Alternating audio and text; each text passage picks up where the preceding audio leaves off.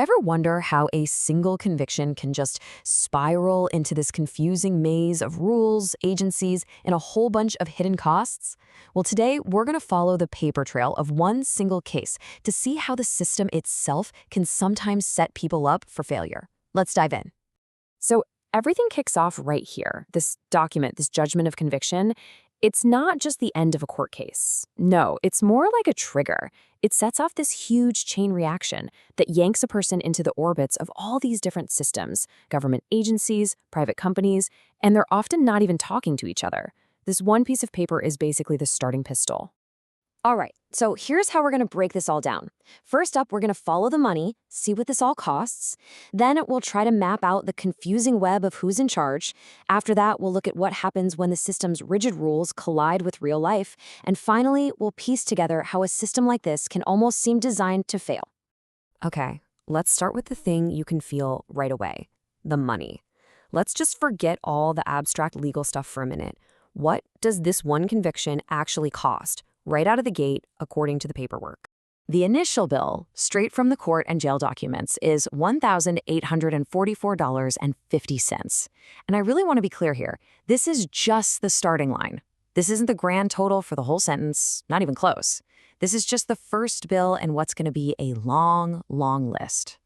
So let's take a closer look at where that number comes from. You've got the main fine, $766. But then, look at this. The court costs are almost that much all over again. On top of that, you get hit with 2 different mandatory surcharges.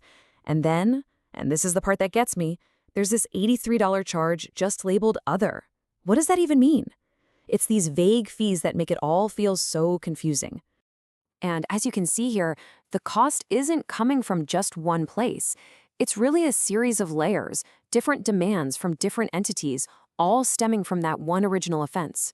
The court wants its money. The jail has its own fees. The Department of Corrections, they're going to charge you for supervision. And oh yeah, the private companies that provide the monitoring tech, they're going to send you a bill too. It really is one conviction, many, many bills. You know, all these different bills from all these different places, it kind of raises a really important question. Who is actually in charge of all this? And that takes us from the money to the machine that's creating the costs. The problem isn't just the dollar amount, it's the fragmented system itself. Let's take a look. So the core problem actually has a name. It's called fragmented authority.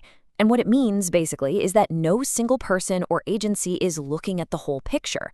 The court hands down the sentence, the Department of Corrections handles the probation rules, the sheriff runs the jail, and some private company you've never heard of is managing the monitoring device. Each one has their own little kingdom, their own rules, and they don't always talk to each other. This chart really lays it out. You can see the different silos of control, the DOC, the sheriff, the court, and a private vendor. They each hold one piece of the puzzle, but nobody's got the box with the final picture on it. So if something goes wrong, who do you even call? And more importantly, does the person on the other end of the line even have the power to fix your problem?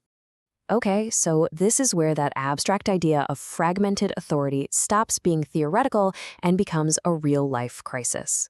What happens when all these inflexible, uncoordinated rules from all these different silos just smash head-on into the messy reality of a person's everyday life? I mean, check this out.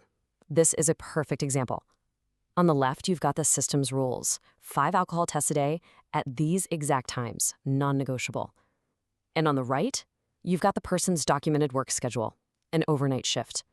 So seriously, how can they be at work and also take a required test at 7 p.m. and 11 p.m.? It's impossible. The system has literally created a no-win situation. And if that wasn't complicated enough, let's throw another wrench in the works. Your freedom, your compliance, your ability to stay out of jail, it can all come down to the battery life of a device made by a third-party vendor. A low battery warning isn't just an annoyance here, it's a potential violation that can trigger a whole new world of hurt. And then you find this. This right here is the smoking gun. It's a handwritten note from an official on an official form. It says they tried to call, but the mailbox was full, so they couldn't leave a message. Think about that. The system knew communication had failed. It documented its own failure. But did it stop?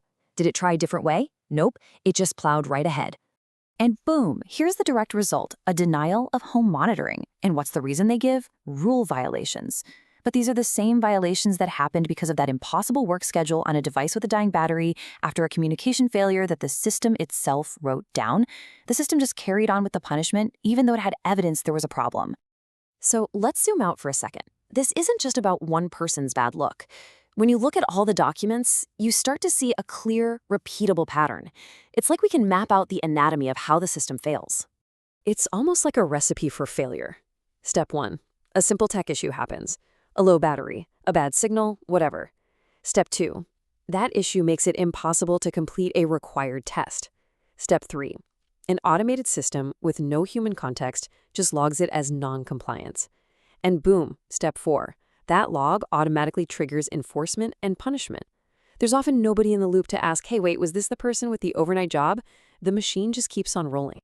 So when you put it all together, the system's core flaws are laid bare by this one case. You've got fragmented authority. No one's really in charge of the final outcome. You have a person's freedom hanging by the thread of a fallible, consumer-grade electronic device. You have documented proof that the system knows it failed to communicate, but proceeds anyway.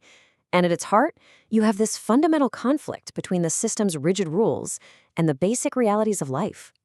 Which really leaves us with this one big final question. This isn't just about one person breaking the rules. It's about a system where the rules themselves seem to create the very conditions for failure. When staying free depends on a perfect battery, perfect cell signal, and seamless communication between 4 different agencies, you really have to ask, is the system actually designed to help people succeed, or is failure the most likely outcome?